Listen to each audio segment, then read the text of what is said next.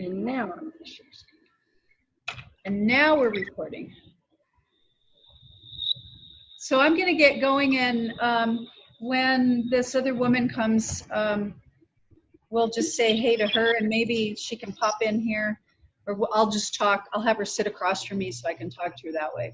So tonight's topic, we're talking about mindfulness and meditation.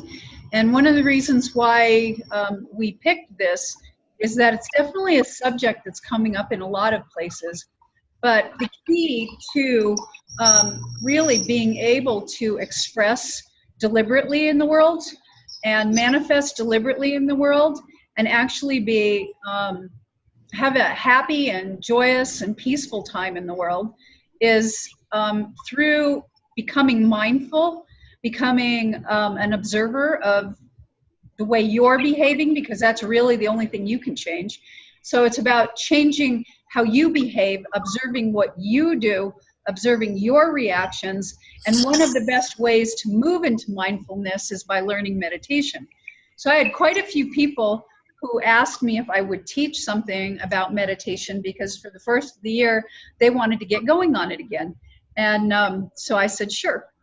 So that's why we're moving into this subject tonight. So I'm going to go ahead and switch things. There we go. So basically, in setting the stage about the mindfulness and meditation, I wanted to do a couple quotes from some really amazing people who are very connected to meditating. I know a lot of us in the West, especially if we were brought up in a Christian or really devout Christian background, we were not given the opportunity to learn how to meditate. And in fact, in some circles, it was almost a taboo not to meditate, when actually it is a very natural state. We do it all the time. When we go into the zone, when we focus on something, we actually move into that same energy that we move into when we meditate. So the first quote is, "The mind in its natural state can be compared to the sky, covered by layers of cloud which hide its true nature." And that's by Kalu Rinpoche. And that's really true, that our mind, when we come in as babies, we are clear. And the layers of clouds that begin to form are through all these experiences that we have. It's from the teaching and the things that we begin to believe are true, even though some of them may be truths to us, but they may not actually be true. For instance, the people who jump into places that I'm not good enough, or I can't do this, and things like that, that's not really a true statement, but to them it's true, and that's the state that they're in. So those are kind of the clouds that hide our true nature. The second quote is, "When we are mindful and deeply in touch with the present moment, our understanding of what is going on deepens, and we begin to be filled with acceptance, joy, peace, and love." And that's a quote by Thich Nhat Hanh. And Thich Nhat Hanh was a Buddhist monk that during the Vietnam time, he still puts things out, but he created, and he was of the same sect of the monks that would go and set themselves on fire. But he actually has written quite a few books on the miracle of mindfulness and absolutely Being Peace. That's another one. Being Peace is one of my favorites that he wrote. And, you know, in this statement, he's really talking about the fact that when we are mindful, when we're paying attention to everything that's going on around us, and we're really in this now moment, this present moment, we really get in touch with what's going on. We can feel things, we can sense things, and actually sometimes time seems to slow down. And even if a situation is something that saddens us, like someone passing away or whatever, if we go into the present moment of exactly how we're feeling at that time and we move deeper into it, there is a stillness. There is a point where we begin to accept, and where we actually find some peace and love in that moment and appreciation for the person who dies. So that's that's just an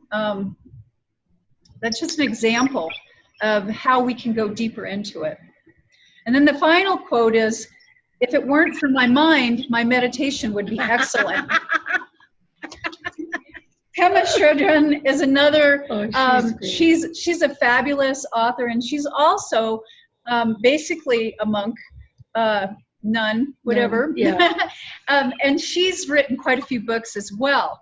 And that statement to me about mindfulness and meditation completely speaks the whole picture.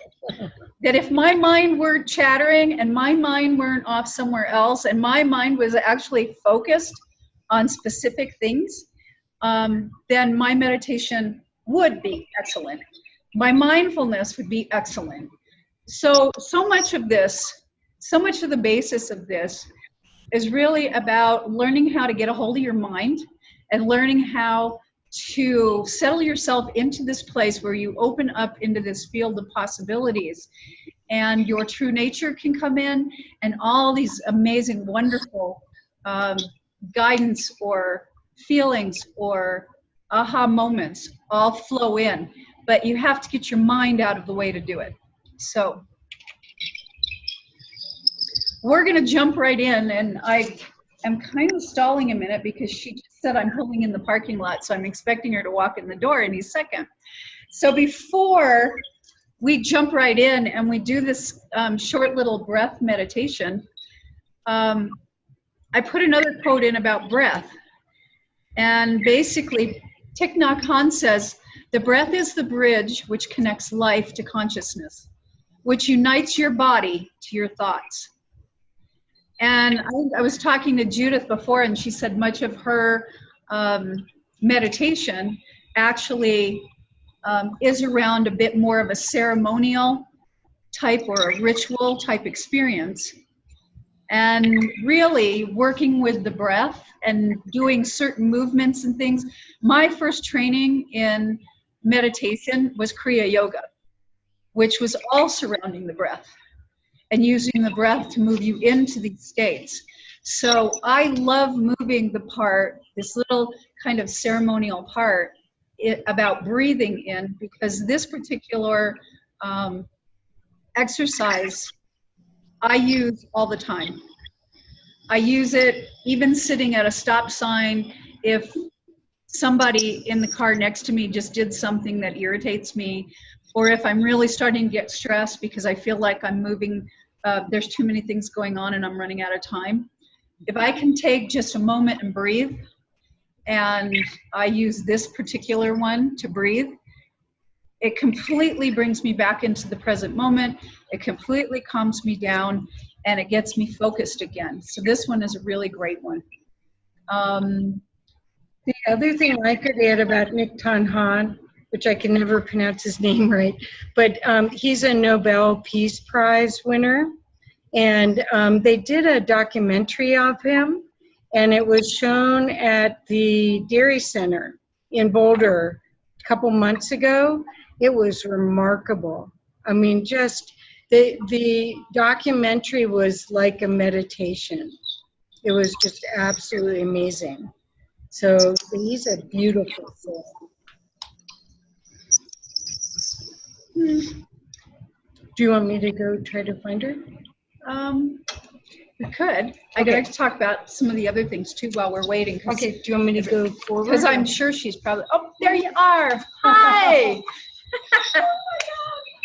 You know what? I bake here while I pay a payment here. Awesome. So, if you want to sit right there, then I can talk. We've got some people on Zoom that I'm talking to, and then I can talk to you as well.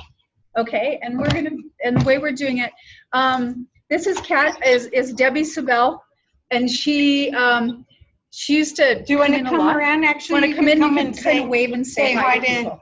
Is this like Skype? Yeah. Yes. It's Zoom. Oh, So you can just sit in the chair.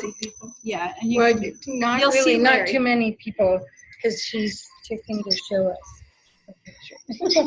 She's not. Oh, you can't see it. Judith is there. Can't see Judith. Oh, Okay. All right. okay. I'll sit in my spot. So I was stalling this meditation because I knew you were running late. And what I just shared was that This particular exercise is with breathing, and it really settles you in and gets you present, and it's a great way to start anything. So, yeah. So again, this is about breathing.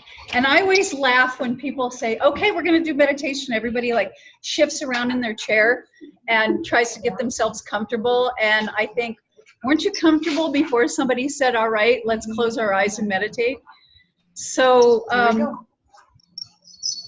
that's the one beauty of this one, is we don't have to shift around.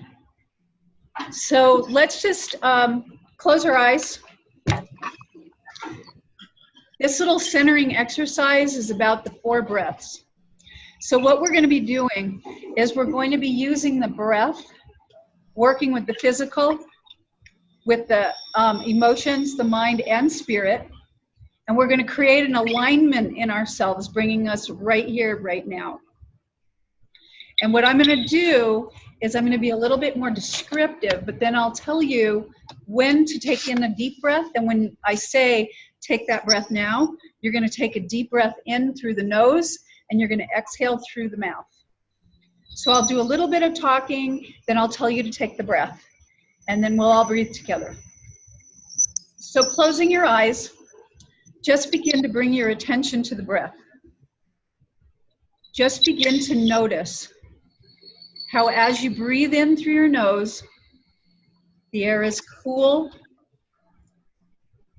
And as you breathe out through the mouth. Feel the warmth. Begin to imagine that as you breathe in, you're breathing in new energy. And as you breathe out, you're breathing out the old spent energy that you no longer need. So breathing in and breathing out. So as you're breathing, I want you to bring your attention, your awareness, to your physical body. Just notice how it's feeling. Notice if you have any aches or pains. Notice if there's any tension. And as you breathe, just begin to see your body relaxing. You can imagine all the tension beginning to drain out through your feet. And it just begins to slowly drift down your body, out of your head and your shoulders, down through the arms and the torso, through the hips and the legs, and all of this tension or any of this maybe pain just begins to leave, begins to drain right out of the body. And now we're going to take in a deep breath through the nose and out through the mouth. And when you do this, just imagine or see your body being completely relaxed. So take that breath now.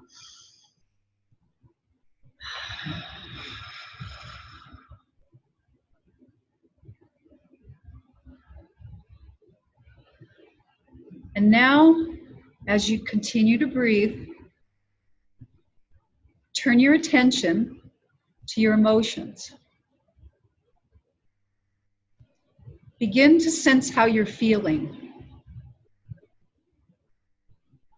Notice if you're happy or stressed or feeling down, whatever it is. But for our purpose tonight, what we want to do is to calm the emotions.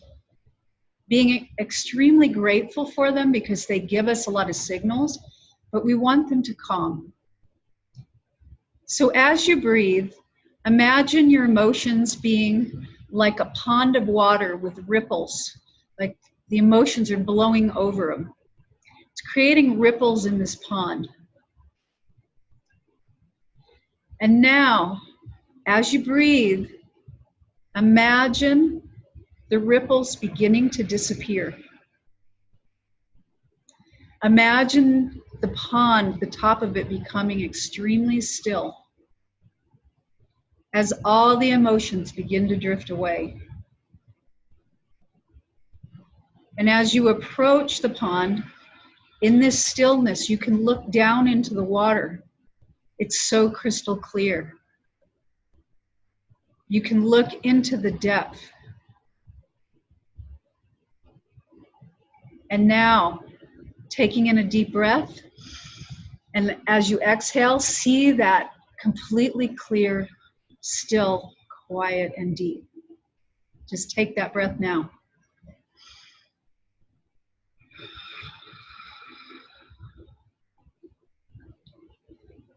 Now bringing your attention and your awareness to your mind. Our mind is a good thing. It fills with thoughts. But for our purpose of becoming still and quiet, we need those thoughts to kind of dissipate. So we give gratitude to them. But just imagine, as you're breathing, that your mind is a room, and all of these thoughts are swirling around in the room. And look about, you'll see a door on the far side of the room. And next to it, you'll see some kind of a tool like a butterfly net or a broom, something that you can grab these thoughts and begin to push them out the door. So keep breathing and imagine all the thoughts moving out the door.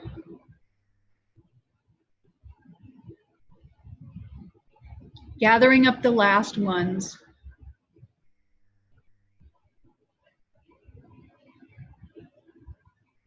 And as the last ones are pushed out the door, I want you to take in that deep breath, and as you exhale, close the door. So take that breath now.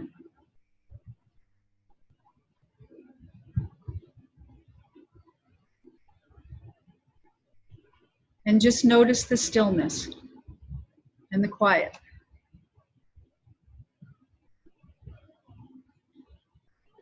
And on the final breath, what we're going to do is create an alignment between our physical body, our emotions, our mind, and our spirit. The divine, our higher self, God, the creator, however you want to see that or however you imagine it. But imagine a brilliant golden light coming down through the top of your head, down your spine, and out through your tailbone, down into the earth. And as this golden light moves through, you can see it, you can feel it, or you can just know that it's happening. As it does, it creates this alignment between the body, the emotions, the mind, with spirit.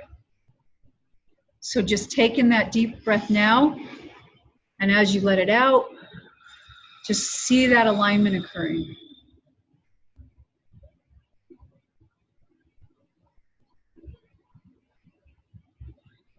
And now bringing your awareness back to the room, back to being present in your seat, taking in a breath and opening your eyes.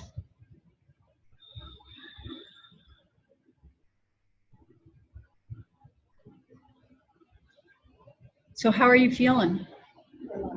Relaxed. Kathy's going to unmute you guys. How are you feeling? Groovy. Very relaxed. Great. Good. This is one that I chose to do in a training session I was in with about 300 people in the room, and I was working with like 4 people. And at the end of it, they said, "What did you do?" I said, "Nothing, you did it." And they were like, "What do you mean?" And I said, "You just saw all these things happening inside of you, and you created this stillness inside of you." They didn't hear the room. They didn't notice anything going on around them. They just completely relaxed into this and settled themselves down. This one is a great one to practice, and you can use it when you get really good and you've done it over and over again. You'll be able to literally just stop for a minute and then breathe in and relax the physical. Breathe in and calm the emotions. Breathe in and quiet your mind. Breathe in and align with spirit. It can be that fast. Just 4 breaths, and you can center yourself right down and be present. So, any thoughts or comments on that?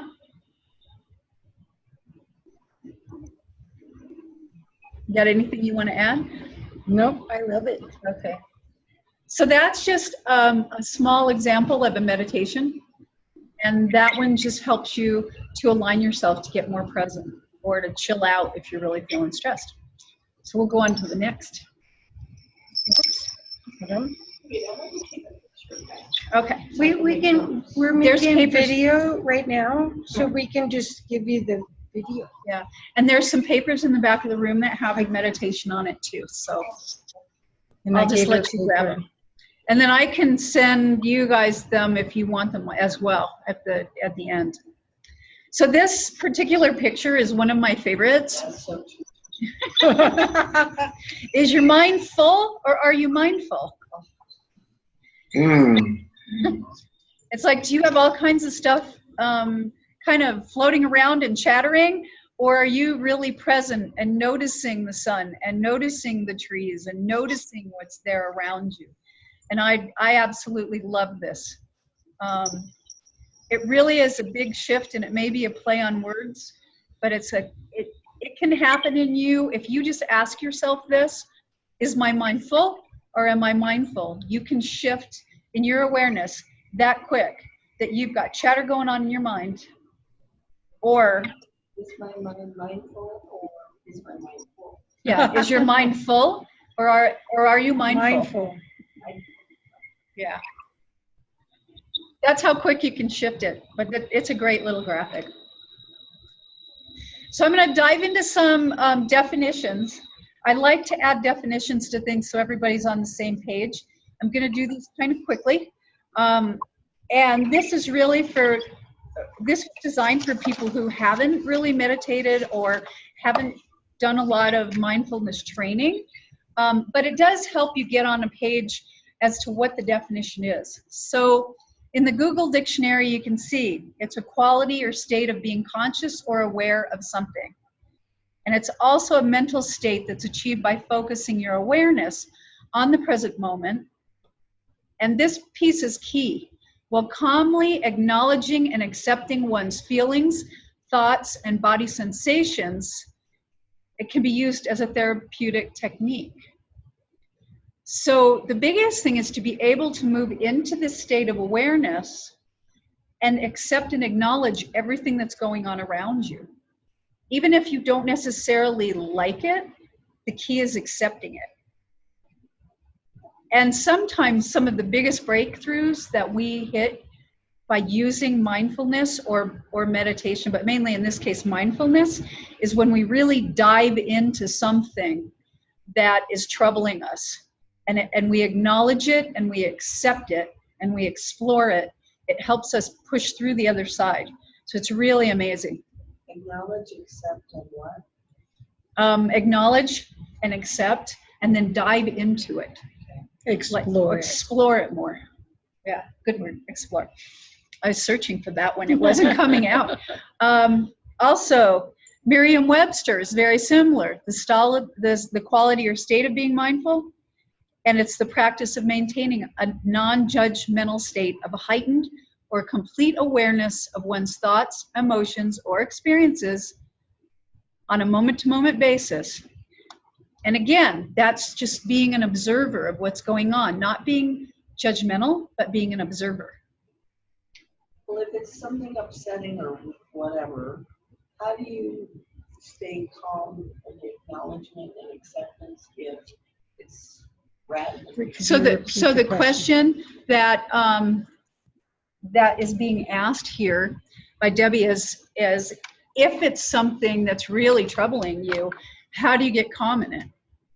And so I learned how to be an observer in a class.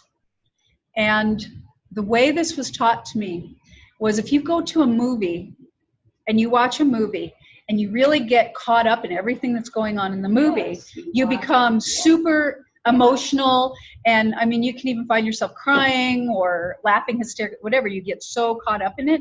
Well, that's what we do on a daily basis, is we get caught up in the movie that's going on around us. But if we were a critic, an observer, and we really came in to watch what was going on, watch the behaviors, watch the acting, listen to the script, see the screenplay, and we start looking at it as an observer, we have a completely different way of looking at it. We wouldn't get caught up in the emotion of it. So when we find ourselves in a really troubling place or something that's bothering us, one of the best things to do is kind of take a breath, step back, and say, really, what's going on? What's happening? I'm feeling this way, or this person's acting that way. And when you start to touch in that way, you begin to become mindful. You can actually say, why am I hurting this bad?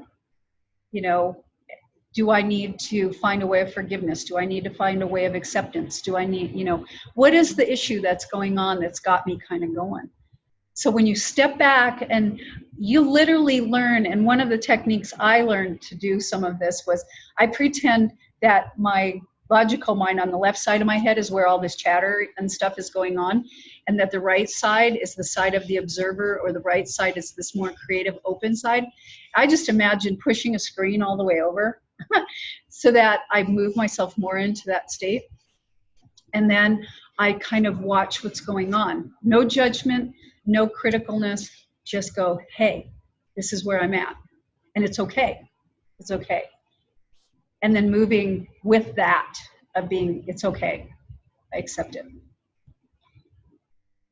that answer a little bit? Kind of. If somebody had oil on your driveway and it was bothering you, do you know what I mean? I'm like, how do you just push stuff like, I'm not Oh, okay. Well, traffic, I mean, you know what I mean? Like, I don't know. well, I think what you have to do. You might have to repeat what she asked. Okay, so well, what I thought of at first is, I work with a lot of people that are empathic. And so they pick up, like if there was somebody crying over there, they would all of a sudden have this immense sadness or anger or frustration or whatever, and it's not theirs. So this is still, there's lots of techniques you can do like this for if you're an empath, but in general, it's all about seeing what's in this scene for you. So the philosophy is that everything in your life is happening for you, not to you. And so when you see that you have an irritation or an upset, you kind of have to step back to that observer place and say, what is this about? What gift is this? And work from that area rather than combat. Because combat, all it does is whatever you resist persists. So it won't solve anything. And you really don't win. You just escalate it, right? But let's say there's oil on your driveway. I'm already thinking it's their responsibility. I just need to say that. Yes, Mm-hmm. but you have to get to a calm place inside of you that you're not combative, because if you go to them and roar, they're going to roar back, and then they won't do what you want. But if you get calm in this mindful place, then you can get them to. Well, it's really not my fault, and I'm taking it out. Yeah. Right. So I'm already sitting there just saying, Yeah, she's saying she just needs to fix it. She just needs to accept it and fix it. And in one of the classes that, I think it was the one we taught last month, we talked about tolerances. And one of the great things you can do with this is, when you begin to notice, when you become mindful of the things that irritate you, you need to look at, are you tolerating it or are you not tolerating it? And in recognizing it as a tolerance, it can be something that's irritating you, and you can make choices then. You can say, oh, I can go clean it up myself. I can go address them, or I can just decide it's not that important and I can let it go. So the key to mindfulness really is noticing what's going on inside of you and deciding, how do I want to deal with that? So, and sometimes it's taking outside action and sometimes it's taking an inside action. So Kathy, do you want to run through the definitions that are here? These are kind of quotes from Wikipedia and Psychology Today. Okay. Wikipedia says, mindfulness is the psychological process of bringing one's attention to experiences occurring in the present moment, which can be developed through the practice of meditation and other training. And then Psychology Today, mindfulness is a state of active, open attention on the present. When you're mindful, you carefully observe your thoughts and feelings without judging them as good or bad. Instead of letting your life pass you by, mindfulness means living in the moment and awakening to your current experience rather than dwelling on the past or anticipating the future.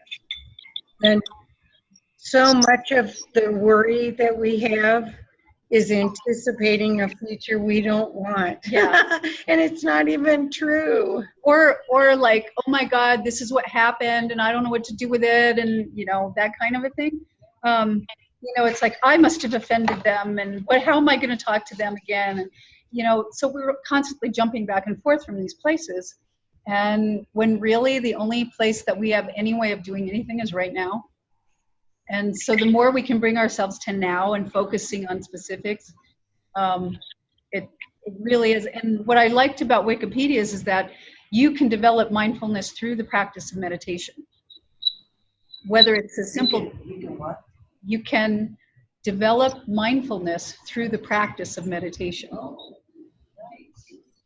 And meditating is really just, it's bringing a focus to something.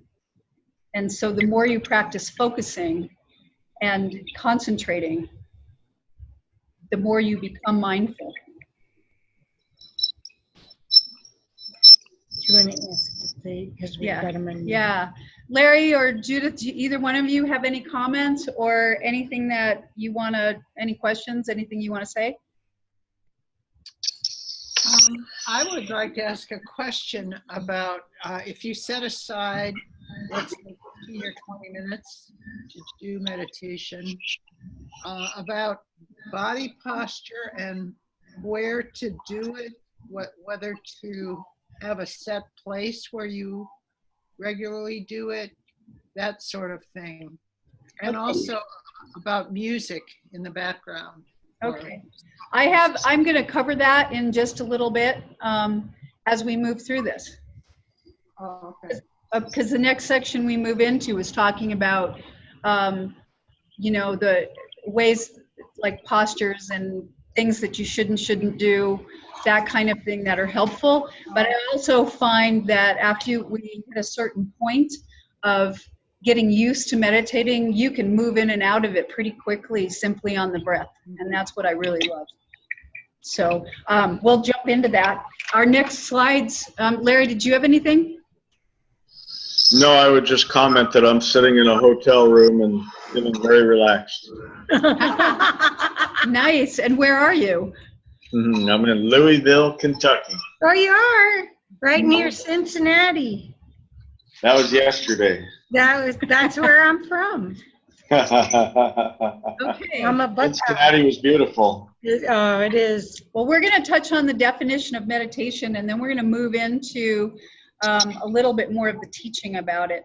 But just to get people on the same page, the Google Dictionary says the action or practice of thinking deeply or focusing one's mind for a period of time in silence or with the aid of chanting for religious or spiritual purposes or as a method of relaxation.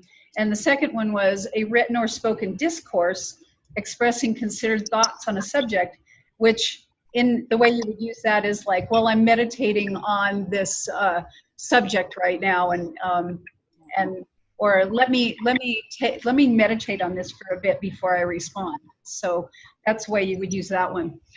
Merriam-Webster says to engage in contemplation or reflection, to engage in mental exercise such as concentration on one's breathing or repetition of a mantra for the purpose of reaching a heightened level of spiritual awareness.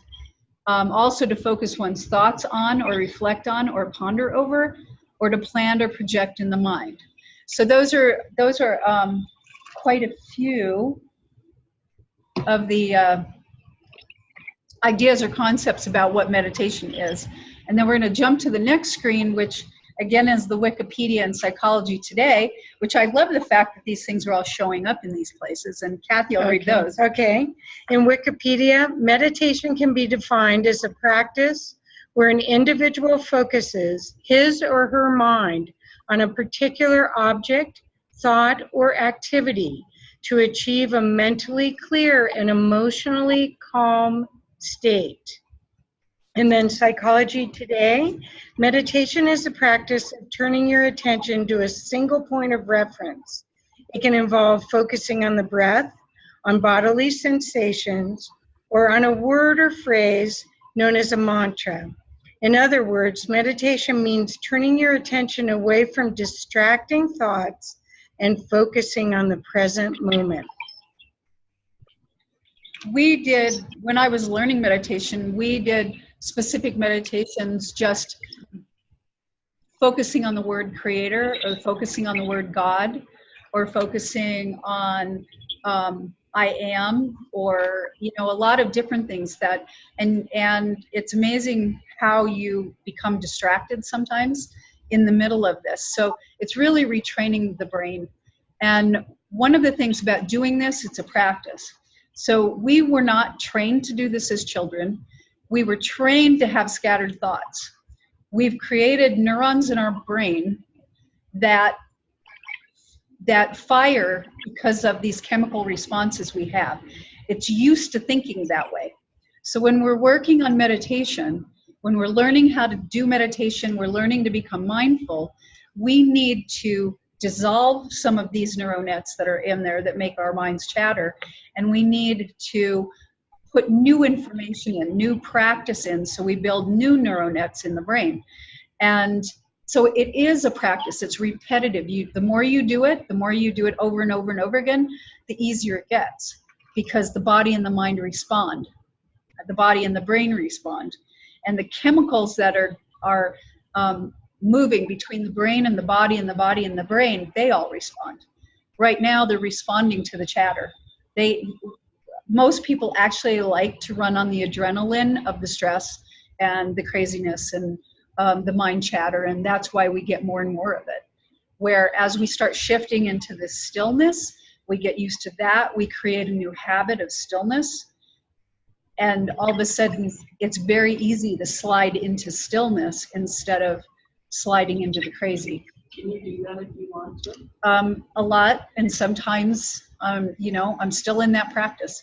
She asked if I could do that, and you know, even though I've been meditating since, gosh, I don't know, it's been like 18, 19 years or something like that, I still have to catch myself because I still go into the craziness, and I still have to stop myself and, you know, move myself into it, center, get myself calm and move. But it's much easier. I don't think you're as emotional. The triggers that you had before, once you start meditating, you're not in fight and flight so much. So when something happens, you still give yourself a little bit of space to figure it out before you respond. It's very different. Yeah, you don't react. No, you're not as much as just acting. Yeah. You notice and you act, and you notice and you act instead of just react. Exactly. Larry or Judith, you guys have anything you want to ask or say about this before we move into the next piece?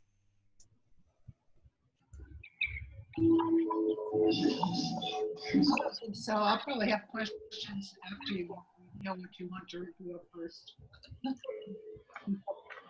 You'll have questions next coming up, you said?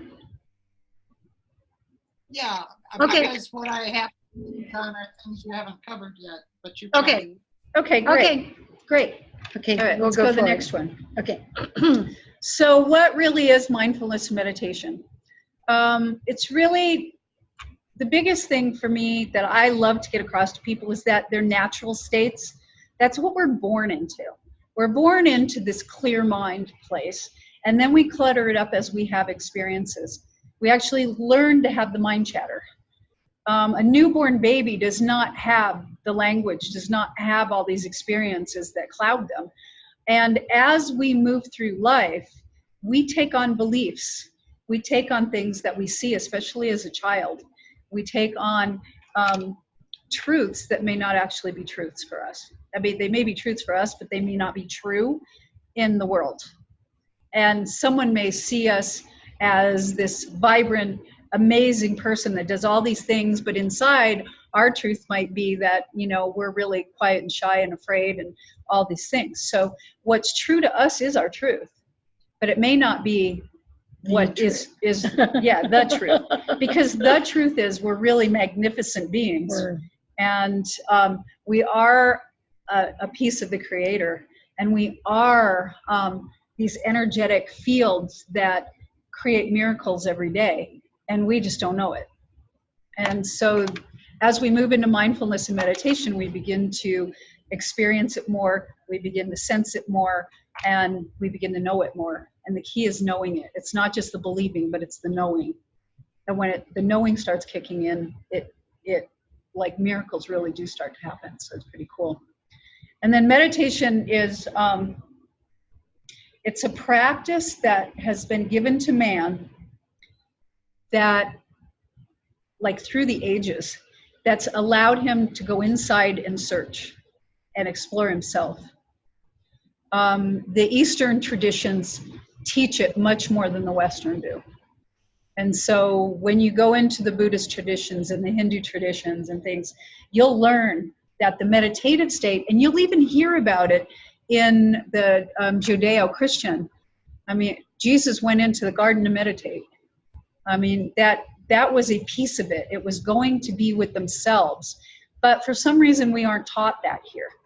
So it's not a taboo. And I tell a lot of my friends that are Christian and say, why, you know, that's not something, you know, that we should do or whatever. It's like, wait a minute, you can do what Jesus does. And it says right there in black and white, you know, so it's something that is natural. It is something we do when we go into the zone. It's something that's been given to us to use to understand things more and to understand ourselves. The next sentence is that meditation is a science that reunites the soul, the spirit, and the physical body. Science is something that when it's done over and over and over again, you get the same result. And so as you practice meditation, you get the same result, and it will build on each other. And so it begins to reunite all of these pieces. The word yoga means unity, to unite. So all the yoga teachings that are out there, whether it's hatha yoga, you know, whether it's body positions, whether it's like Kriya Yoga, which deals a lot in breathing exercises and things like that, or any of the other yogas that are out there, they're different techniques to pull you inside to get in touch with yourself, to get you in touch with your body, to get you in touch with your mind. And each one of them resonates to a different person. So you may like a certain type and you may not like a certain type. There's like tons of paths to the top of the mountain. You just need to find the ones that resonate with you. And then the last one on this is that through meditation, joy, peace, and harmony that's rightfully yours will be yours, and you'll get to know spirit firsthand.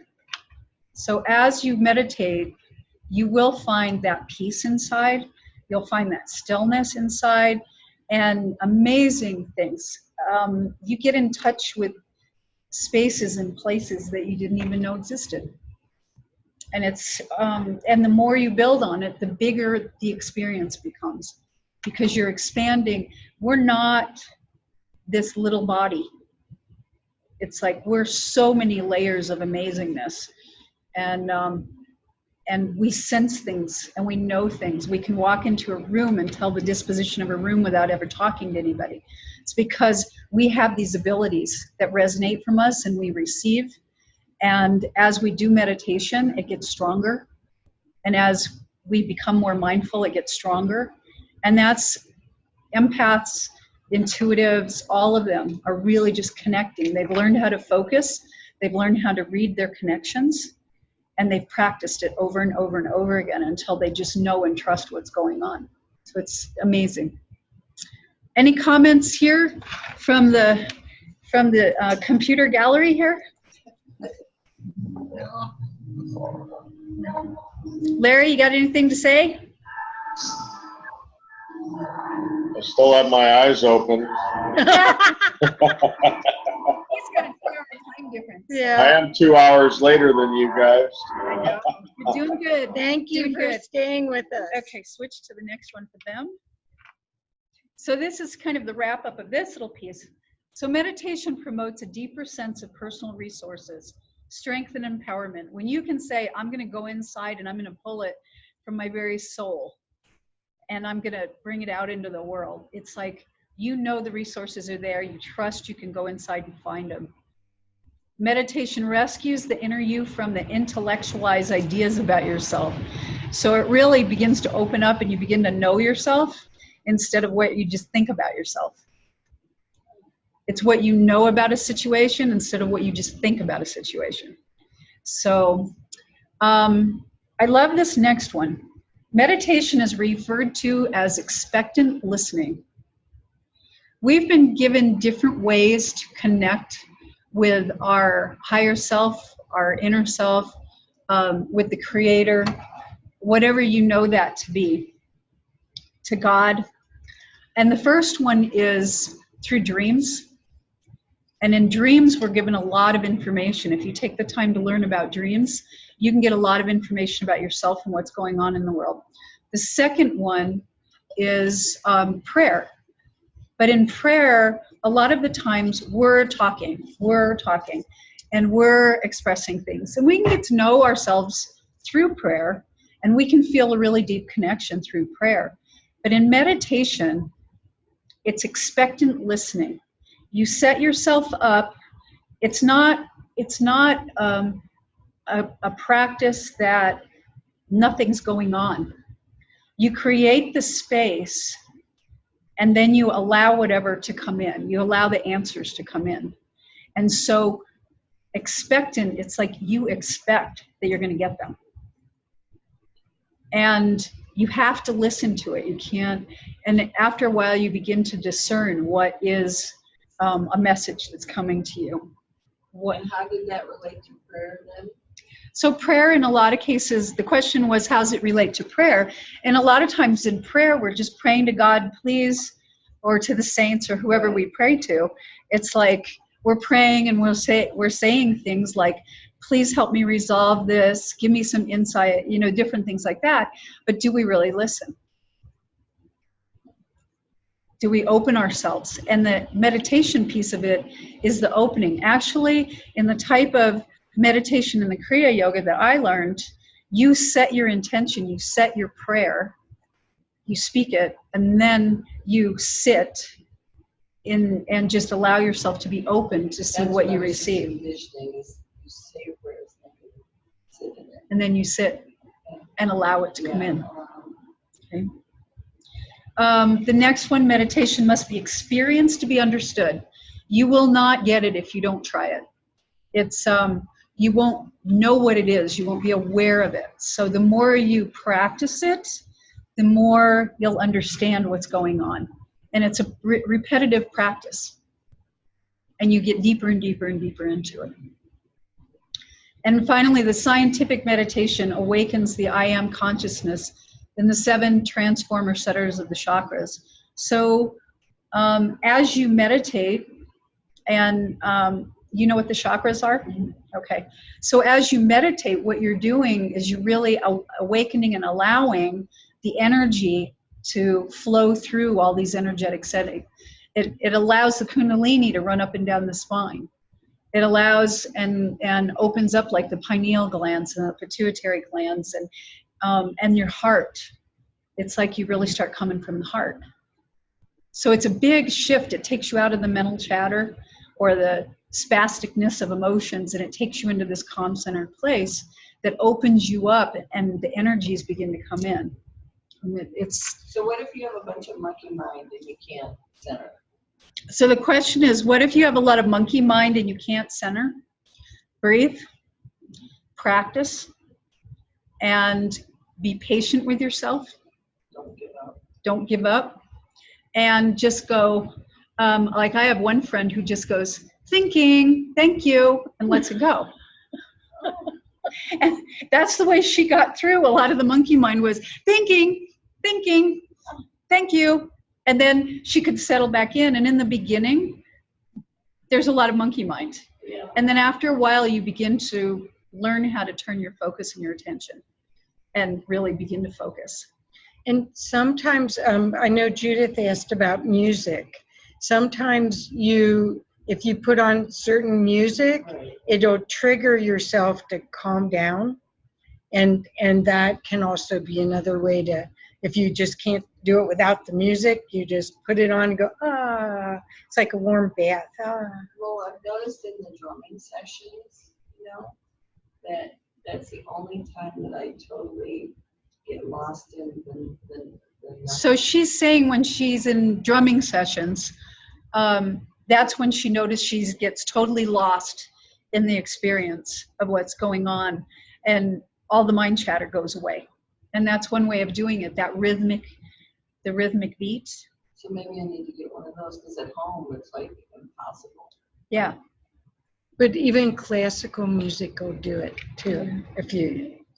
It's more you training yourself. Mm-hmm. So we're getting close to the end of kind of talking about what meditation is and mindfulness is. These are some of the types of mindfulness and meditation. Practicing mindfulness, as in using focused attention. For instance, well, I can do one in a little bit, but really drawing your focus to certain things, or spending time, like if you're just sort of like sitting and waiting for somebody or waiting in line, you can really open yourself up and see if you can tap into everything that's going on around the room. It's like, what's happening? What's going on over there? What's going on over there? What's going on over here? And see how much you can observe instead of the mind chatter. Begin to observe. Or if you're feeling a certain way, tap into that. So it's learning to focus your attention on certain things. Practicing mindfulness, reminding yourself to be here now, to be present. And my dear friend Kathy actually gave me a gift at Christmas, which is a now clock. And so 12 says now, and 3 says now, and 6 says now, and 9 says now. And so you watch the hands go around, and it's always now. Because it is. Yeah, because it is. There's short meditation practices, like the breathing we did, the really short one, or it can be very, very long. And you move yourself into those, and we'll go through a technique and talk about that. But some people go on meditation retreats. I met Rabbi David Cooper once, who was going on a 40-day meditation, and that's what he does. 23 hours a day is meditate. And he takes enough time just to take in a little sustenance, but otherwise he just meditates through the whole thing. And he stays in it the whole time? Mm-hmm. There's people that do silent meditations for weeks to 2 weeks. Yeah, I've heard, I know. Yeah. But training yourself training to get your to mind. that place. There's meditating with chanting, where you use a certain mantra or a tone, which can help you bring it in. It's the same thing, meditating with drumming, where you can bring yourself center using those. And a lot of the tones in the chanting have specific uses.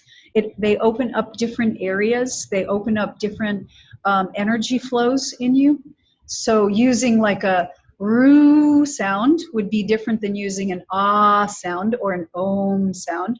They all do something different, and that would be like a completely different class. But chanting is another way of doing it. Using a mantra. When we when we were in Nepal and we were trekking, we used mantras when we were trekking. Hiking. Hiking, Yeah. like that. And we used repetitive mantras over and over again. Why? Just because if you're hiking, why? Just to have the experience of being really tuned in to where we were, instead of having the mind chatter going on or thinking about how our bodies were hurting. Or how tough it was to breathe. When you got tuned into the mantra, it was like you floated up the mountain. So there's walking meditations where you just go out and you walk. You can like just tap in and notice everything that's going on and just breathe. Guided meditations using sound, having somebody lead you, using music. There's a natural focus or being in the zone, and there's so many ways. You find your own. My personal recommendation, or my favorite, but it made a lot of sense to me, was learning how to move yourself into a meditative state through breath. Because then you don't require an iPod or a recorder. You don't require somebody else taking you in. You don't require the use of all these other things. You just teach yourself to be able to take some breaths or to focus on something, and you can take yourself in. So you're not relying on anything that's outside of you. You're relying on you. So that's my favorite, because I don't like to have to haul all these things around or be, I love them. I love going to guided meditations. I love sitting and listening to things and stuff. It's a different experience. Right. But if I just want to meditate, I like being able to bring myself in.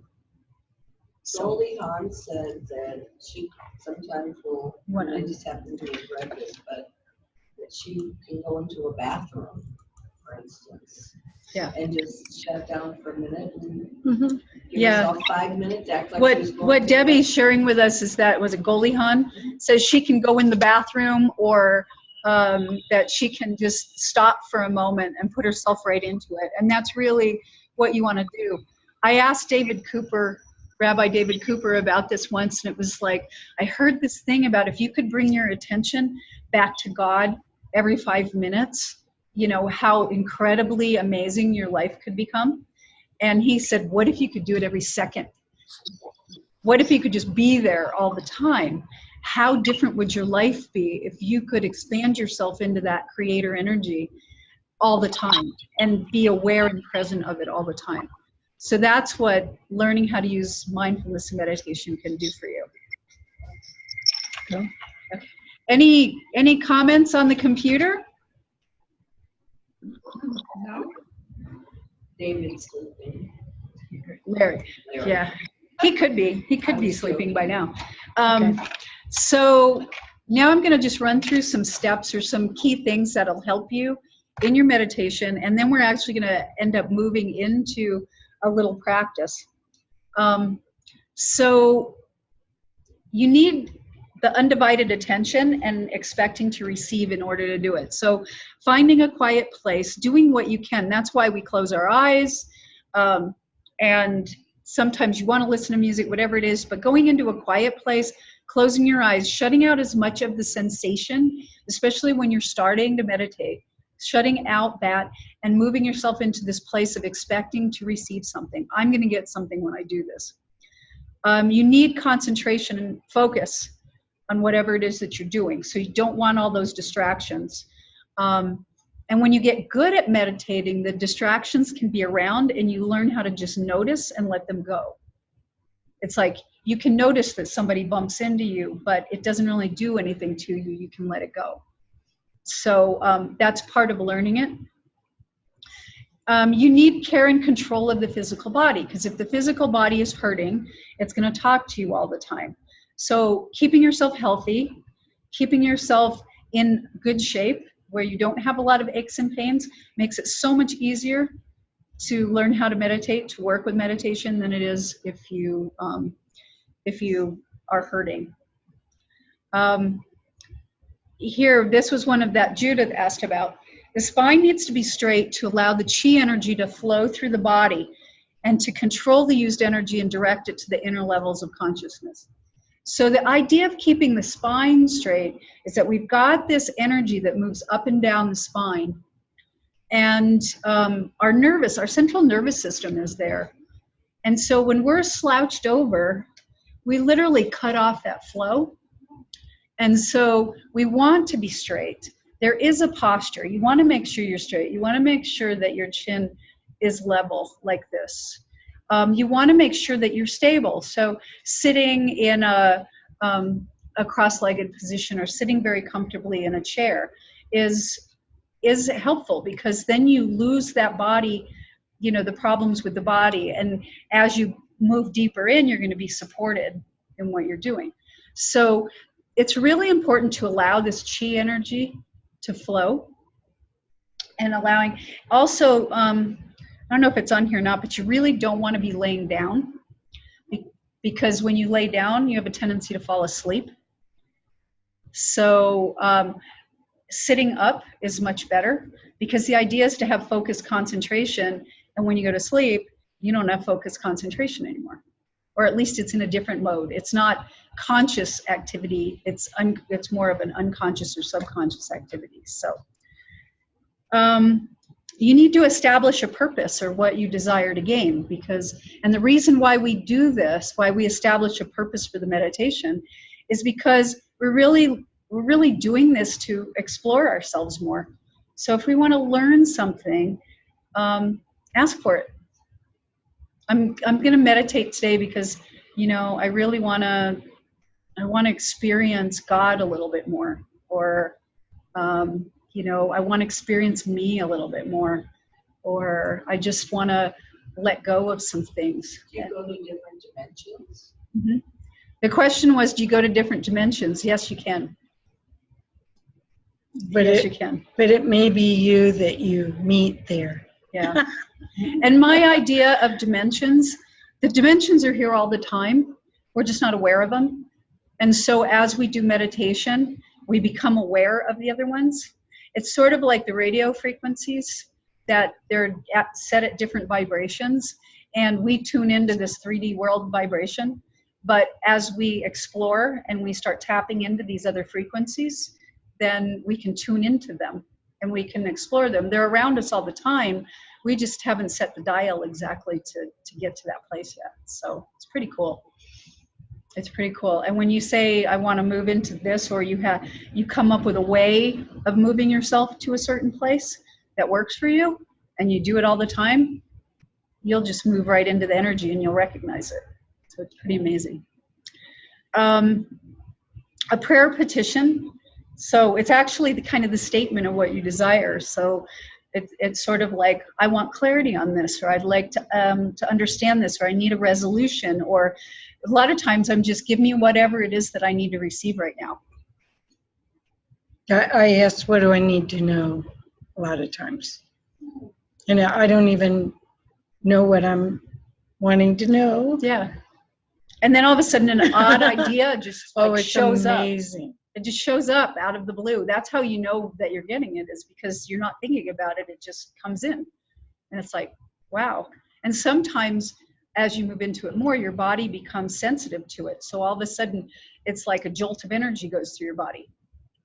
You can feel it. And it's like, oh, what was that? I better pay attention to that. And a lot of times I don't even know what it means. I'll get something, a statement out of the blue. I don't even know what it's tied to or anything. I write them down and I save them and work with it that way. So, and then after a while, as you get used to it, it becomes more and more familiar and stuff. So, this next statement, you need to learn to control and harmonize with the organs and glands in the physical body. What's interesting is, as we breathe, when we bring our breath to a place that's very calm, it calms everything. And the reason for this is that we've got this flight or fight mode. We've got this reptilian brain in the back of our brain that's all about response.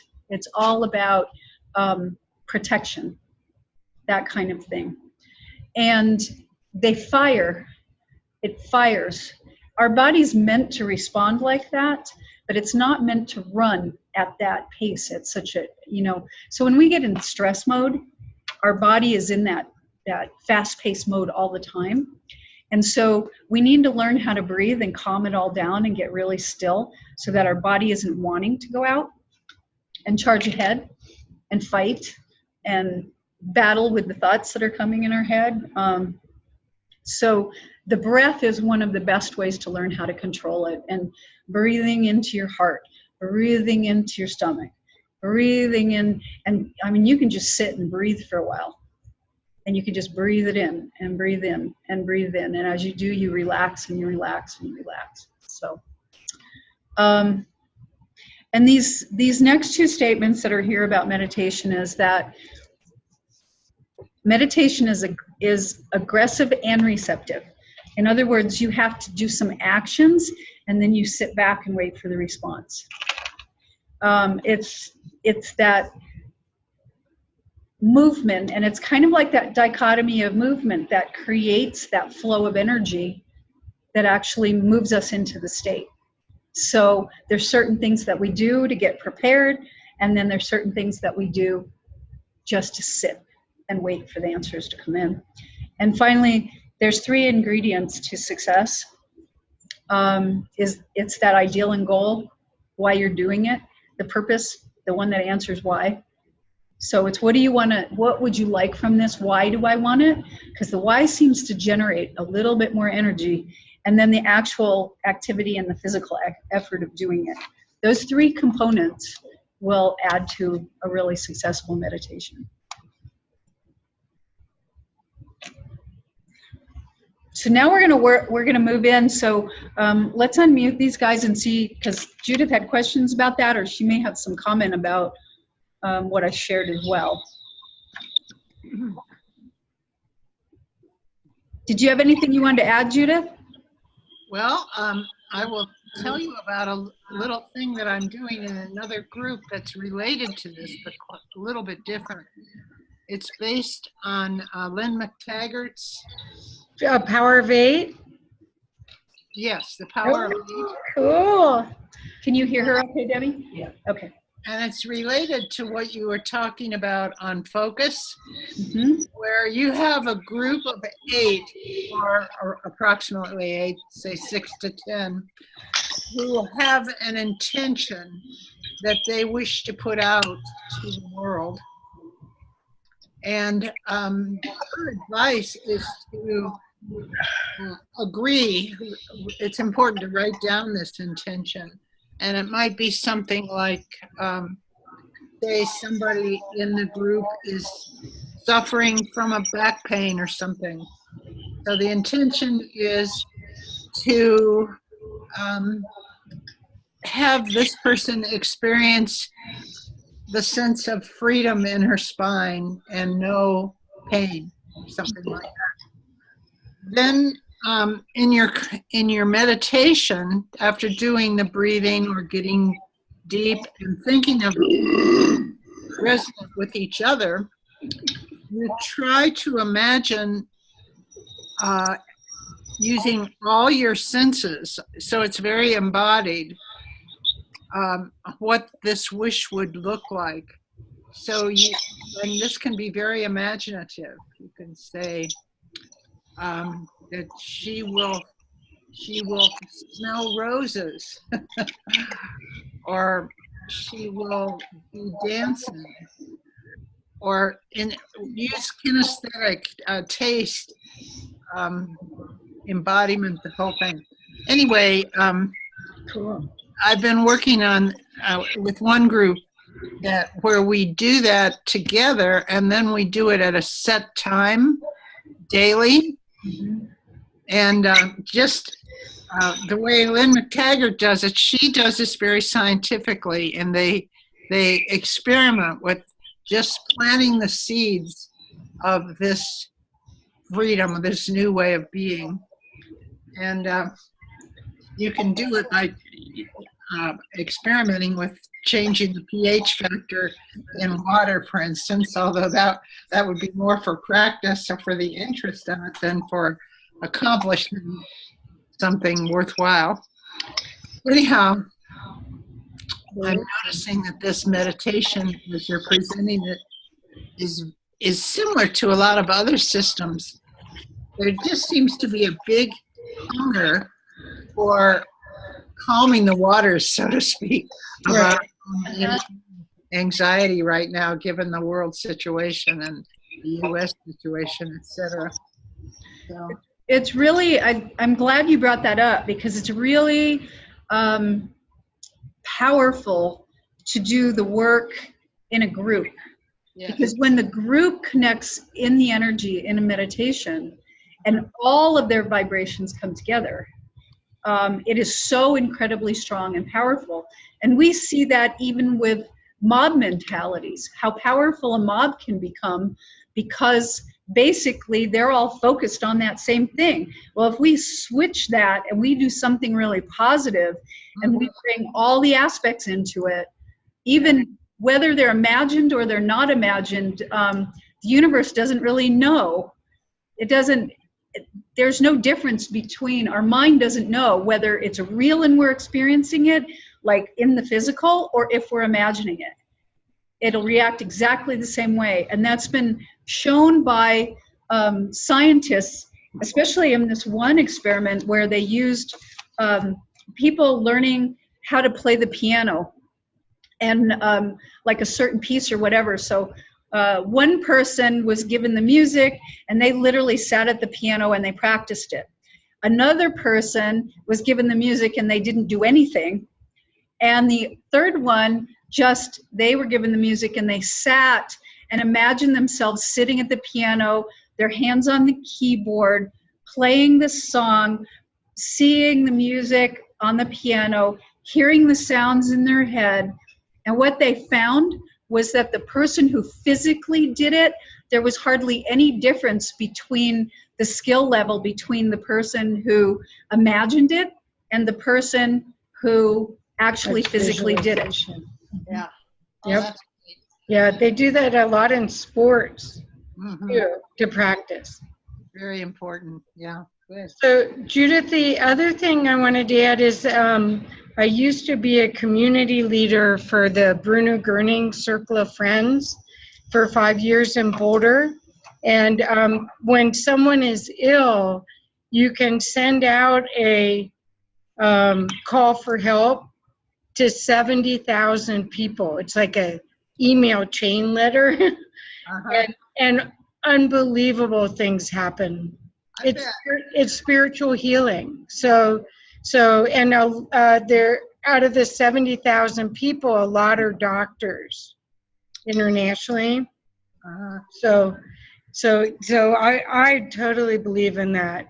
Mind over matter, heart over matter. And the other part of that is that there's a scientific notion, I guess you could say, or understanding that we are living in a field of consciousness that we are part of. It's part of our interconnection. And one of Barbara Marx Hubbard's big contributions in envisioning the implications of that is that enough people have done this kind of private meditation now that we are ready to meditate in resonance, either in person with other people present or in this field of consciousness, like you're talking about, Kathy, sending it out to a group that's committed to that idea. And that is the biggest promoter of change that there is, as opposed to a rally or an action, exactly, or resistance to some corporation or something like that. Right. So It goes back to that 100th monkey theory, that where monkeys were on two different islands, but they were like the same species. And as they trained the monkeys on the one island, all of a sudden the other ones got it. On the other island. On the other island. And so this field of consciousness, we do create a lot. And so, and when we come together in groups, or we pick a certain subject that we want to synchronize on, not only do we impact all of that, but we actually, if someone comes in contact, if someone wants to join the group and they haven't been there, they're immediately raised to wherever the group is. Yeah. It's amazing. Well, That's wonderful. I appreciate, and since we got started late, we're moving a little bit late, so I want to get through a little bit more of this. I appreciate what you contributed there, because that group piece is huge, and it's actually a really great way for people to learn how to, and get comfortable in meditating, is to come together in a group and do it with a group of people. Right. Thank you, Judith. Thank you, Judith. You're welcome. I don't know if Larry has anything he wants to say. Do you want to say anything, Larry? Nope. Nope. That was quiet. I'm afraid what might come. No. Well, okay, so this slide, and I saw I have a duplication. I meant to erase the one, but so we talked about that centering exercise. I want to talk really quickly about concentration exercises. And I've got one that this candle flame exercise, it's very simple. I have a copy of it here. It involves, and what it is training your brain to focus. So use like a little tea-light candle. You need a 10-minute timer and a piece of paper and a pen. And the idea is you set your timer for 10 minutes and you hold your pen or your pencil and you stare at the candle flame and try and keep your attention on that candle flame for 10 minutes. And every time you notice a thought coming in, or you notice an itch, or you notice a sound, whatever it is that you notice, you put a mark on your paper. So I did this the first time. I swear I had 100 marks on my paper. It was like nonstop. Monkey brain, you asked about how do you deal with the monkey brain? You train it not to be a monkey brain. So if you do this 10 minutes a day, by the time we hit 6 months, we had extended our time to 15 minutes, and I was getting 2 or 3 marks on my paper. I could hold the concentration that long without being interrupted. So that's one exercise that you can do. It's so simple, and sometimes the 10 minutes goes so quick, and other times the 10-minute goes like 100 years. The second one was focusing on the breath exercise. It can be what we did in the beginning, or it can simply be to sit and notice your breathing. And you can set your timer for 10 minutes again. Focus on your breath, just breathing in and out, and see how long you can notice yourself breathing in and out. See if you can make it the 10 minutes without drawing away from noticing the breath. Usually you get started, it's like 30 seconds and you're off somewhere else. If that happens, and again with the candle flame, just bring yourself right back to it and start all over and just keep going. Because what you're doing is this repetitive training to teach yourself how to focus. And it's incredibly powerful. The reason why channels are so good, the reason why intuitives are so good, is because they've learned how to focus. And the people who get really, really good at meditating, they've learned how to focus, because all it is a concentrated focus on a specific point and opening yourself up to hold that space. The other thing is the breath feels so good. I mean, you feel like you went for a walk, or you feel like you had a massage. It's amazing just working with the breath, and it's free. You can do it anywhere. Yeah. Yeah. Just when you're waiting for whatever. So the next slide just talks about the benefits of meditation. And I just kind of threw this in here this was from Psychology Today. So it's actually like a scientific publication. And it's really about reducing pain and stress, enhances good feelings, it helps you get over depression, it increases blood flow, it provides a sense of calm. In these kind of things, they're testing and they're showing that there is a huge benefit to meditation. And the one thing that I learned doing the Kriya Yoga, part of this is learning how to do a 6-3-6 breathing, where you breathe in for 6, you hold for the count of 3, you let it out for 6, and you hold for the count of 3. Well, we went into 4 to 8, We went to a 5 to 10. We went into like a 20. We expanded it, and we finally moved to a place of breathing for a little bit and then just sitting with no breath. Now, you don't hold your breath, because when you hold your breath, you're taxing all the systems because there's a tension that's there.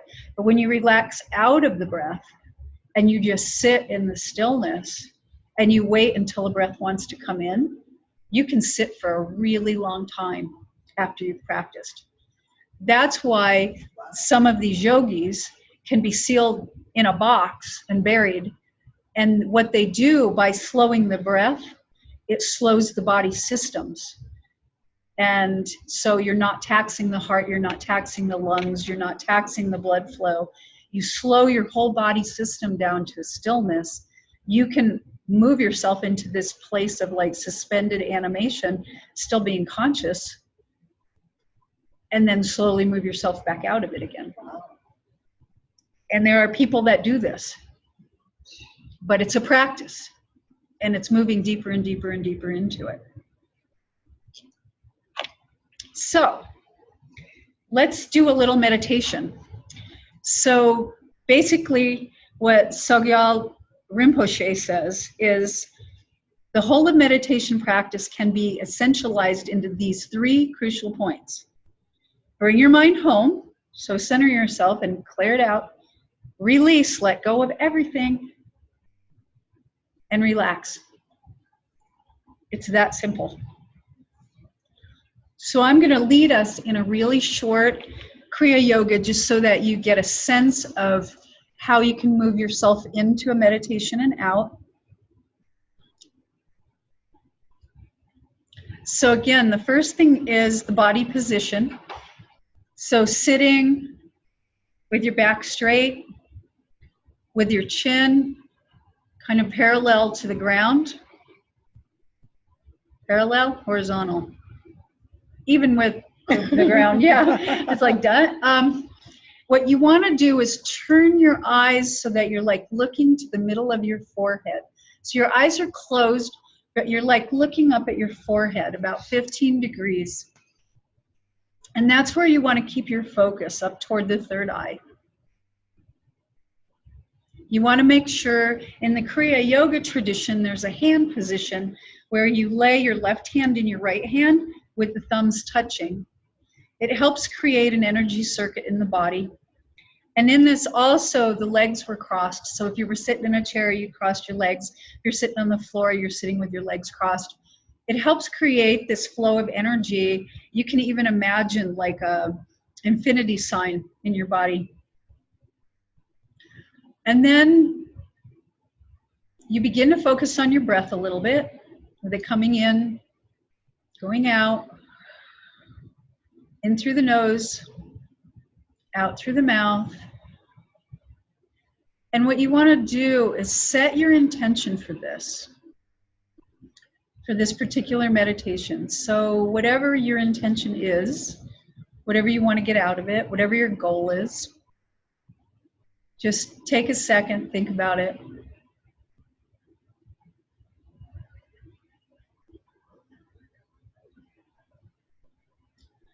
And now we're going to do a series of breaths. So we're going to learn the 6-3-6 breathing. So what you do is you breathe in through the nose to the count of 6, and then you hold to the count of 3, and you exhale through the mouth with the count of 6, and you hold to the count of 3. And we do this breathing, I don't know, a dozen times usually. And so you do it at your own pace, and I'll just let you know when to stop. But when I say take your last breath, what you're going to do is finish that repetition, and then you're going to take in a deep breath through the nose, and then you're going to let it out through the mouth in a double breath with like a expelling all the breath, all the way down from the gut, all the way out. And I'll let you know when to take that breath. So let's just start breathing in to the count of 6. 1, 2, 3, 4, 5, 6. Hold to the count of 3. 1, 2, 3. Exhale to the count of 6. 1, 2, 3, 4, 5, 6. Hold for the count of 3. 1, 2, 3. Now do it on your own. Inhale. Hold. Exhale through the mouth. Hold. Now do it on your own.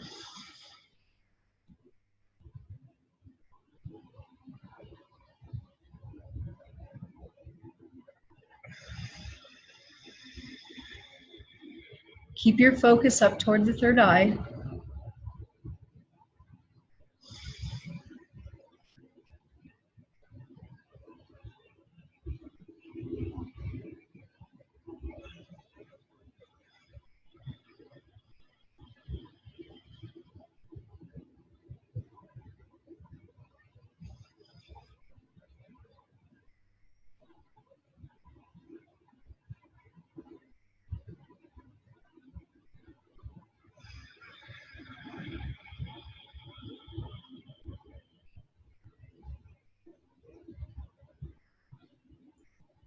Finish the last repetition and inhale and exhale with double breath.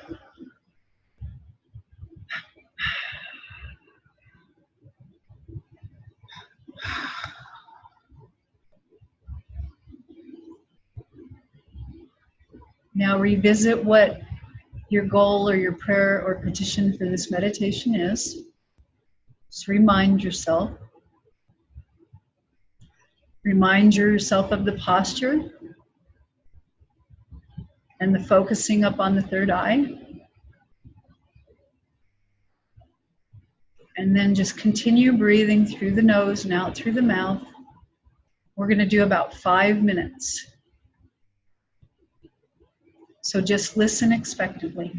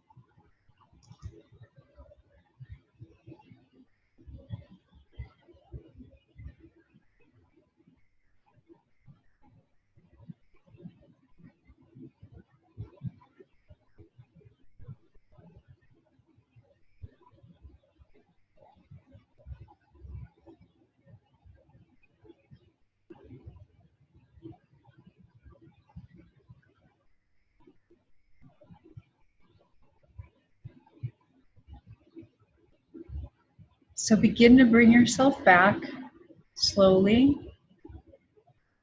Just noticing yourself sitting on the chair. Noticing your feet, wiggling your toes. Feeling your fingers. Taking in a couple deep breaths. And opening your eyes whenever you're ready.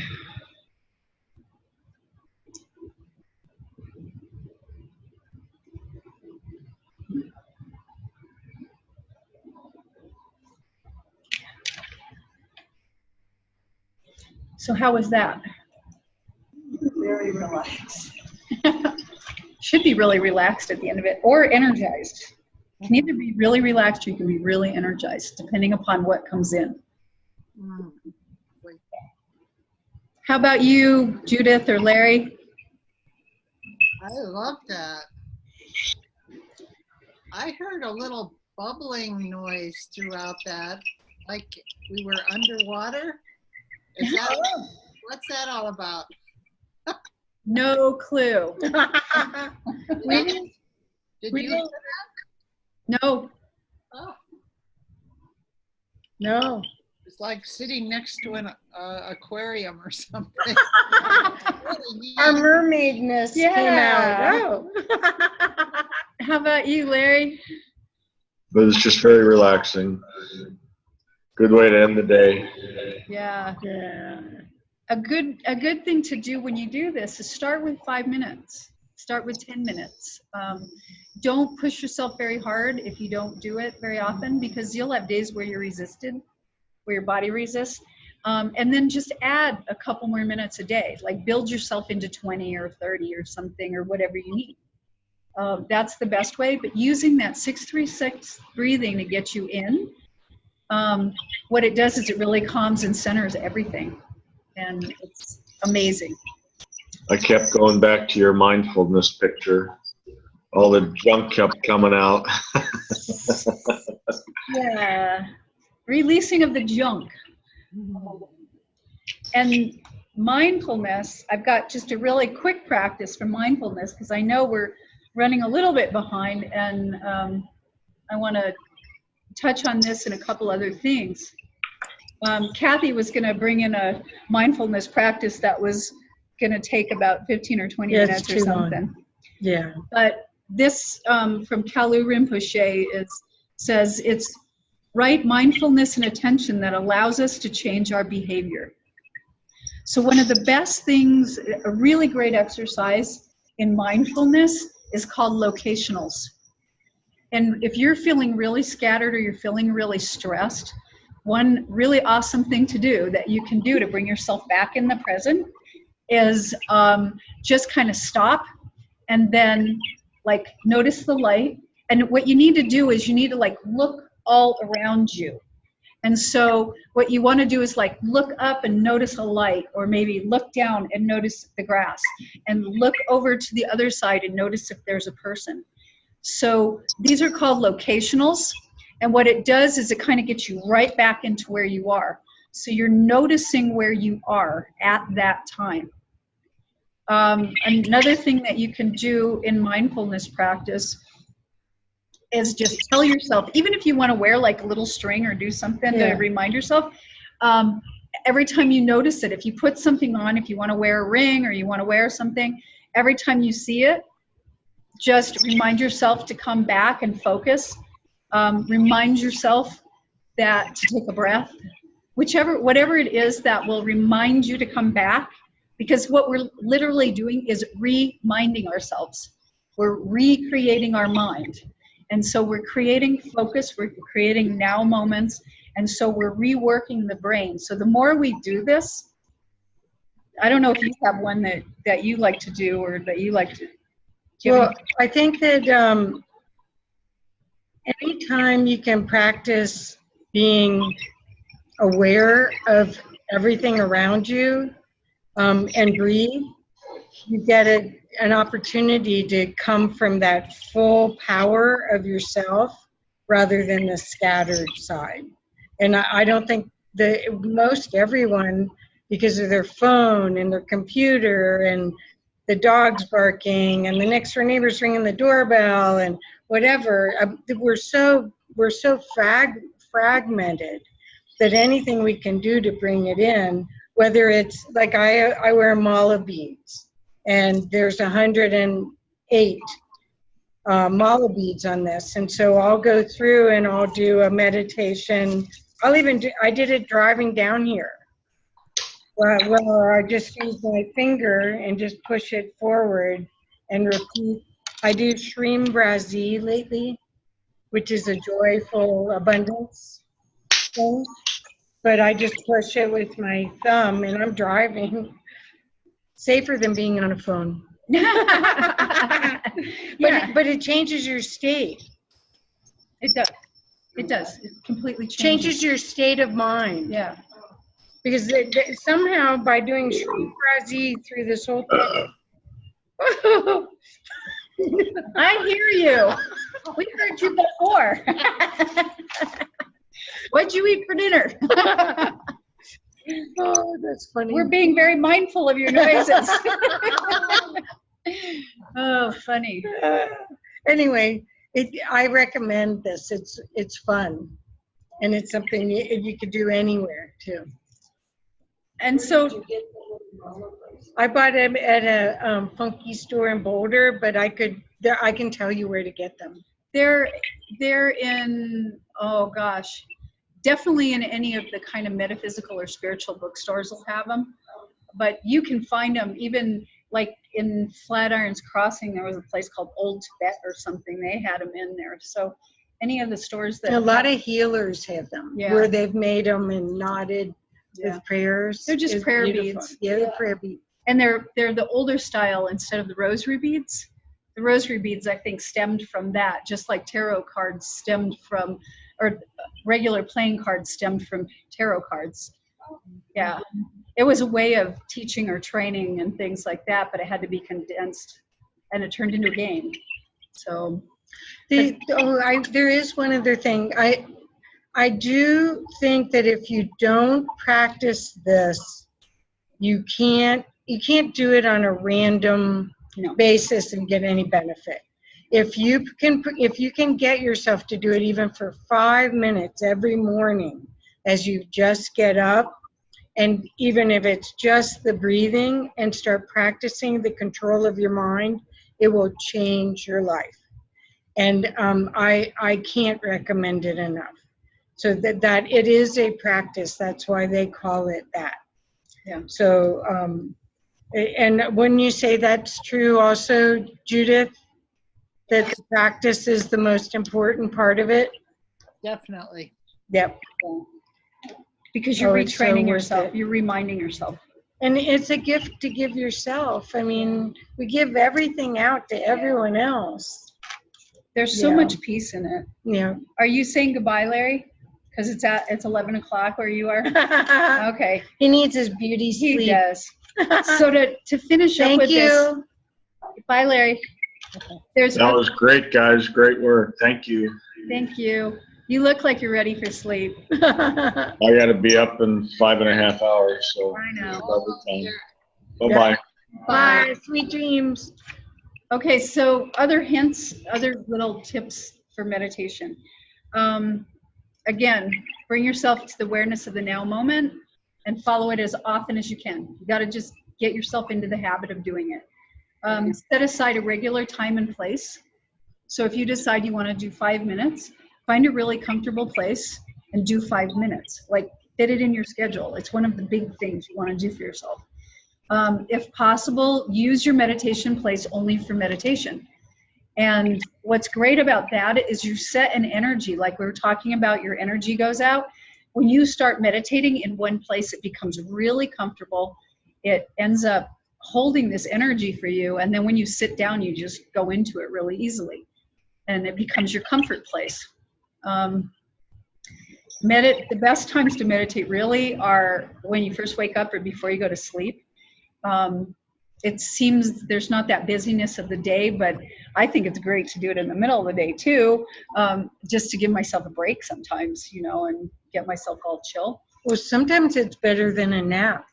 I A was lot gonna of say, times. don't you find yourself falling asleep? Nope. Not when you're sitting up. No? Sometimes you'll get peaceful enough to, that you can just like go right to sleep like Larry just did.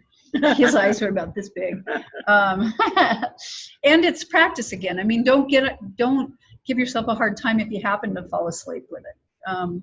It's like you are training yourself to do this, so you just have to keep practicing it. Wait at least an hour after eating, and it's because when you eat, your stomach's digesting, so a lot of your body is focusing on digesting the food, and it's just plus if you have a really full stomach, you'll have a tendency to fall asleep. So give your body a chance to digest the food, and then, or meditate before you eat, and then go eat your food. So a bath or shower or cleansing using white light. And white light is just so easy. It's just imagining, you can imagine you're being showered in white light. You can imagine white light from the center of your body and just pushing it out and all the way through your skin until you're sitting like in a little bubble of white light. It's just like a place of creating a safe space for you and a clean space for you. So, and a lot of times that bath or shower, it not only relaxes you, but it also, I don't know, there's something about the negative ions in water in a shower that will help you into the energy of that state. So it's always really nice to be able to do something like that. Not necessary, but it's good. Performing the breathe exercise or a candle concentration to calm your mind, either one of those is a good thing to do. But these things are pretty key. Be regular in your practice. Just set a time and stick to it, set a time and stick to it. Make it 5 minutes, you'll notice a difference.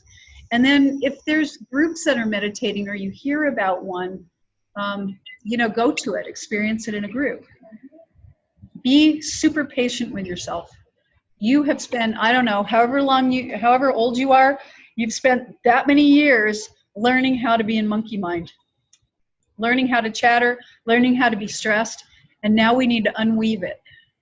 So be really patient with yourself because your body's homeostasis point right now is being in the craziness. And so you need to change it into a more balanced state. And then begin with only like 10 to 15 minutes for the first couple weeks, and then just add 5 minutes as it becomes comfortable. And definitely, if you have a day where it is like everything's kicking back at you, don't get down on yourself about it. Don't think you can't get it or whatever. Do 5 minutes and then do 5 minutes 2 hours later. Shift it up, change it up a little bit. Just add a little more breathing and eventually you'll kind of move into it. Any other tips you can think of? Yeah, I would say the more that you can do it, the better you will feel altogether. Your brain will be so much clearer, your decisions will be less stressful, your emotions will be at an even keel. It'll change your life. So the more that you can practice, the better. In the Bruno tradition, the Bruno Grüning work, you're supposed to do it in the morning and the evening. And they say at 9 a.m. and 9 p.m. I didn't necessarily do it, and I still do it, but I do it when I wake up and when I go to sleep. And in their practice, you're filling yourself up with light from the divine, and so you can actually feel yourself filling up. I mean, as you're breathing and the whole thing, it's just amazing what it does to you. And it releases all the tension of the day before you go to sleep. You go to bed and you get a good night's sleep. You're not processing all night. I mean, it totally changes how you wake up the next morning. So that's one thing. And then the other thing was what Trina talked about is keeping the back straight. That is one of the things that I found interesting because I didn't realize how much I was not putting my neck right. and my shoulders back. I mean, you can't really get your chest full of air if you're scrunched or if your head's forward. So that's the other thing, is you don't really fall asleep when your lungs are open and your shoulders are back and your head is aligned. They say your head weighs 7 pounds, and at least, and so if you're at the wrong place, it's like 7 pounds. I find that doing some guided meditations with play, I call it bobblehead, because I'll be listening and I'll hear everything, but my head will be going. and I'm constantly like trying to pull myself back up again, and it's like, yeah. And I spend more time like in bobblehead than, But that you made me think of a meditation that I really like, and it's so simple because it's just breathing, and it's like as you breathe in, you pull this beam of like golden white light all the way through your body and out your feet, and then when you exhale, bring this blue silver light in from your feet all the way up to the top of your head, and you just sit and breathe. So it's just like golden white light all the way through, blue silver light all the way up and through, and you can just sit in a chair and do that for a little bit, and after a while you're just like, you feel like energized, and it's better than a nap. Oh yeah, it's definitely better than a nap. Just doing those kinds of things with the energy, and your mind is literally seeing the light moving, and which helps your whole body feel the light moving, and it just opens you up. It's just amazing.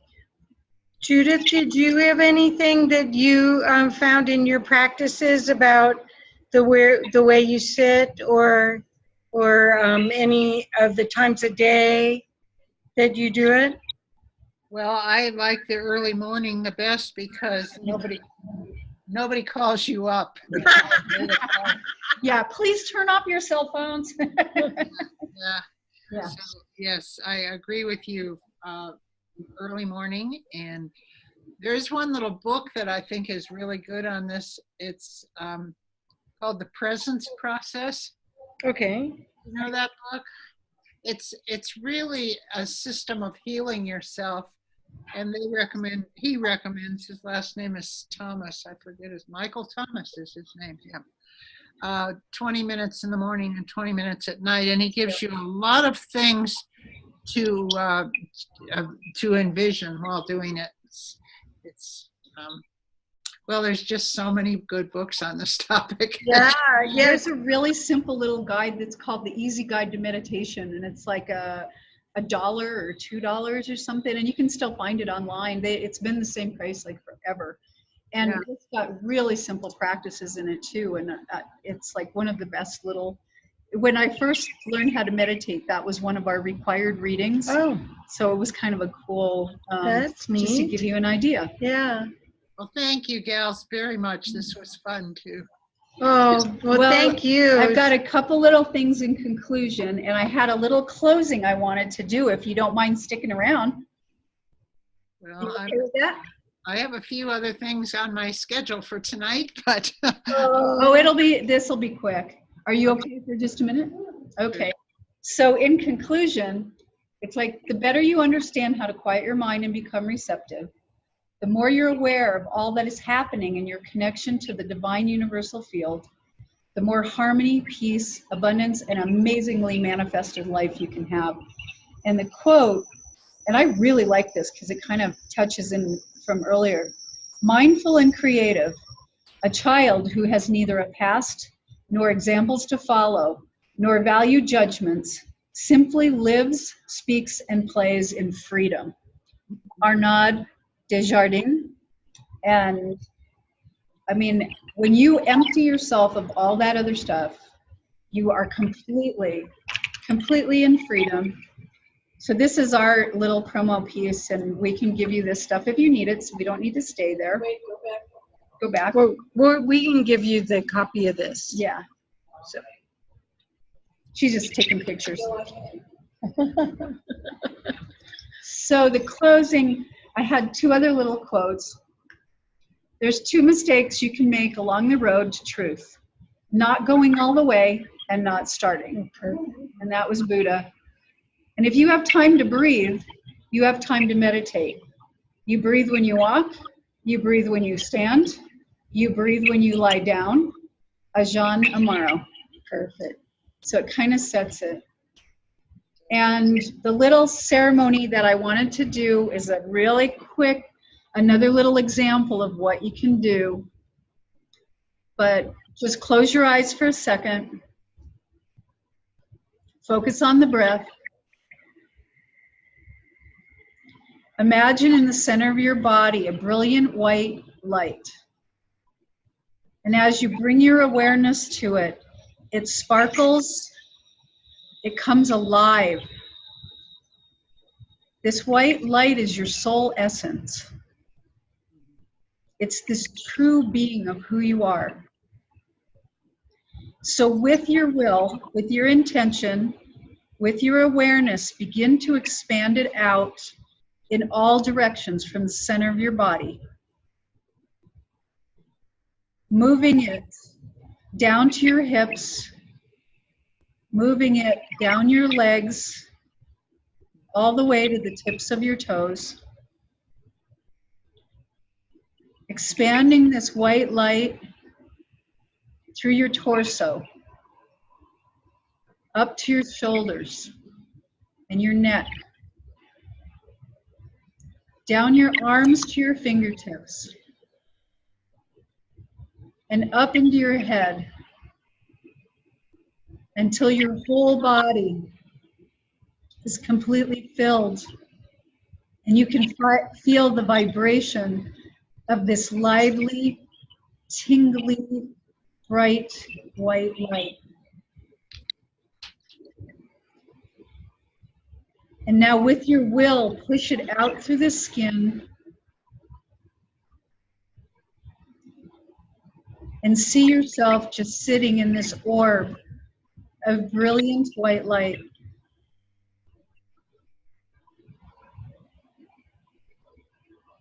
And now see yourself pushing it out even further until it fills the room and begins to mingle with all the other light of all the other beings that are around. Sending it out through the ceiling, across the state, up to the universe, up in the cosmos, past the moon and the sun, deep down into the earth.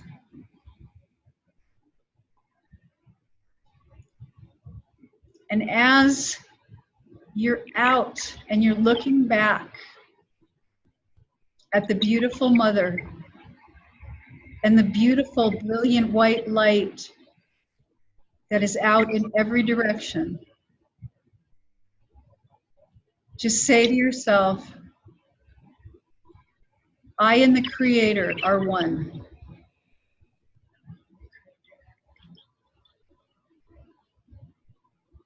And leaving some of your light behind, begin drawing your awareness back toward the earth, locating your state, moving back into the building where you are, giving gratitude and appreciation to all the beings that you have seen and passed. Moving your awareness back into the physical body. And giving great gratitude for that spark of the divine that lives inside of us. You can close that back up, knowing that you can access it any time you want to.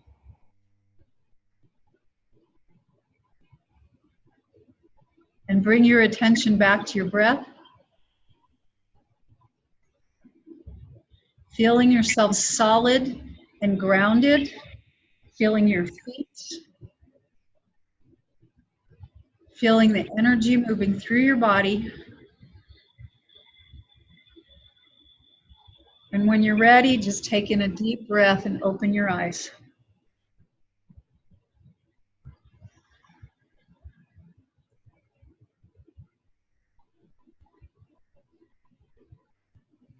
And I just give great appreciation to everybody who's here and participated. Thank you. And just know that you can do these things yourself anytime you want to. So a little sample of a closing, giving our gratitude out in the universe. Perfect. Huge piece. Yeah. So thank you guys. Thank you everyone for being here with us. Thank you for offering this. Oh, sure. Mhm. Well, hopefully we'll have you on some more of these, Judith. Thank you. You were wonderful to interact with us. Oh, thank you so much. Thank you, Yeah. Debbie, for coming. Mhm. Good night. Night. Sweet night. dreams. Thank you. Hope to see you soon again. Oh, yes. Bye-bye.